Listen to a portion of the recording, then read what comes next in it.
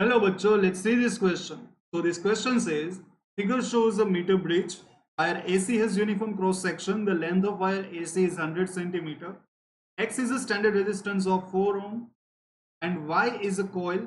When Y is immersed in a melting ice, the null point is at 40 centimeter from point A. When the coil Y is heated to 100 degrees Celsius, a 70 ohm resistor has to be connected in parallel with Y in order to keep the bridge balanced at the same point. ठीक है, तो temperature coefficient of resistance of the coil is, ठीक है। तो बच्चों इस figure में हमें एक मीटर ब्रिज गिवन है, ठीक है। पहले तो यहाँ पे कुछ करेक्शन है, ये डब्ल्यू यहाँ पे नहीं आना चाहिए और एक डब्ल्यू यहाँ पे नहीं आना चाहिए, ठीक है। तो इस फिगर में हमें एक मीटर ब्रिज गिवन है। जब मीटर ब्रिज होता है तो जनरली वो जो तार होता है, वायर होता है, उसकी लेंथ कितनी होती है? 100 सेंटीमीटर। इस केस में भी जो लेंथ है एसी वो 100 सेंटीमीटर गिवन है वायर की। और आगे हमें दिया है कि ये यूनिफॉर्म क्रॉस सेक्शन है, मतलब कि हर एक ओम, मतलब कि हर एक सेंटीमीटर का जो रेजिस्टेंस ओम में होगा वो कितना होगा? इक्वल होगा, ठीक है। ये होना ही चाहिए। दूसरी चीज, X is a standard resistance of 4 ohm. Standard मतलब कि वो चेंज नहीं होने वाला है, तो इस पूरे प्रैक्टिकल में X की वैल्यू कितनी रहेगी? 4 ओम। एंड Y इज अ कोयल।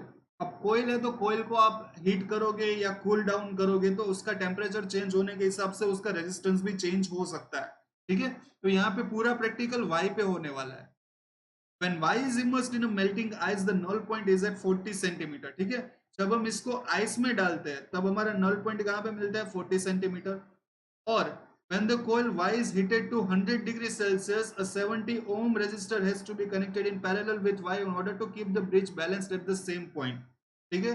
तो अब हम क्या करेंगे, इसको 100 डिग्री पे ले जाएंगे और इसके साथ एक पैरेलल में 78 ओम का एक रेजिस्टेंस भी कनेक्टेड कर देंगे। क्यों? क्योंकि ताकि ये जो नल पॉइंट था वो डी पे ही रहे, वो चेंज ना हो।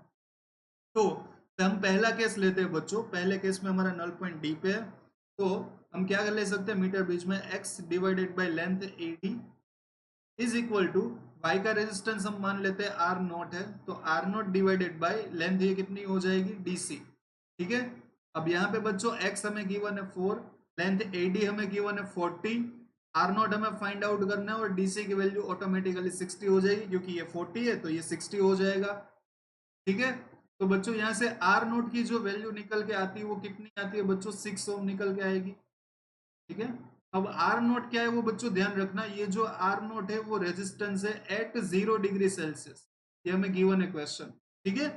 R नोट क्या है? वो 0 डिग्री, क्योंकि हमने मेल्टिंग आइस में उसको डाला हुआ है।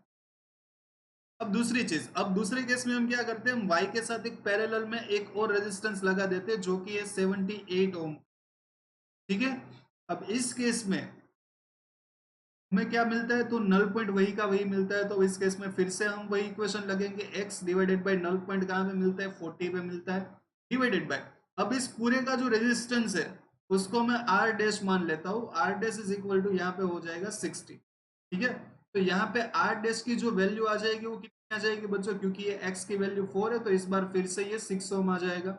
अब r डैश क्या है बच्चों? r डैश, आर डैश है ये आर ओम का रेजिस्टेंस और 70 ओम दोनों पैरेलल में है, तो आर डैश के वैल्यू में क्या लिखूंगा? R into 78 divided by R plus 78, क्योंकि ये दोनों पैरेलल में है, ठीक है।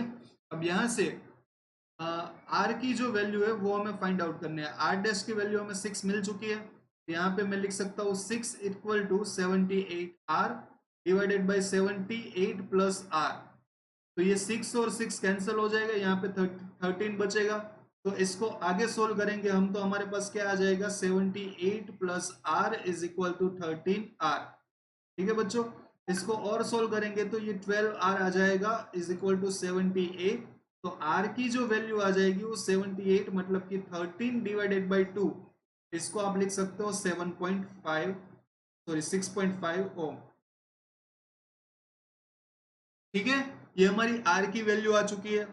अब हमें क्या फाइंड आउट करना है कि टेम्परेचर कोफिशिएंट ऑफ रेजिस्टेंस। तो हमें पता है जो वैल्यू होती है R is equal to R naught 1 plus alpha delta T होता है, ये तो आप सबको पता ही होगा। आर की जो वैल्यू हमारे पास निकल के आई है वो 6.5 है। आर नोट जो आइस पे था वो उसकी वैल्यू है 6। 1 प्लस अल्फा फाइंड आउट करना है। टेम्परेचर कहाँ से कहाँ गए? पहले मेल्टिंग आइस था, फिर हम उसको 100 पे ले गए, मतलब टेम्परेचर डिफरेंस 100 का हो गया, ठीक है। अब यहाँ पे बच्चों 6.5 divided by 6 minus 1 is equal to alpha into 100। ठीक है, यहाँ पे एलसीएम आ जाएगा तो ये 0.6 मतलब ये 1/12 हो जाएगा इसका आंसर। ठीक है, और ये हो जाएगा अल्फा इंटू 100। तो यहाँ से बच्चों अल्फा की जो वैल्यू निकल के आएगी वो कितनी आएगी, 1 डिवाइडेड बाई 12 इंटू 10 की पावर -2। हम इसको ऐसा लिख सकते हैं 100 डिवाइडेड बाई 12 और 10 की पावर -4, ऐसा भी लिख सकते हैं। इसको और सोल्व करेंगे तो यहाँ पे 25 आ जाएगा, यहाँ पे 3 आ जाएगा और 10 की पावर -4 आ जाएगी। 25 डिवाइडेड बाई 3 तो हमारा ऑप्शन नंबर 3 यहाँ पे मैच होके आ रहा है। अब 25 डिवाइडेड बाई 3 करिएगा तो आपका आंसर 8.333 ऐसा आएगा। ठीक है, जो कि हमारा मैच हो रहा है ऑप्शन नंबर 3 के साथ। ठीक है, तो आई होप कि बच्चों ये क्वेश्चन थोड़ा सा ट्रिकी था। इसमें करंट इलेक्ट्रिसिटी में जो टेम्परेचर कोफिशिएंट वाला कॉन्सेप्ट है वो भी यूज हो रहा है और मीटर ब्रिज वाला भी यूज हो रहा है, मतलब कि दो कॉन्सेप्ट को मिला के ये वाला क्वेश्चन बन रहा है हमारा। ठीक है, तो थोड़ा सा ट्रिकी क्वेश्चन था। आई होप कि आपको ये क्वेश्चन समझ में आया होगा। इसका आंसर है option number 3। Thank you so much.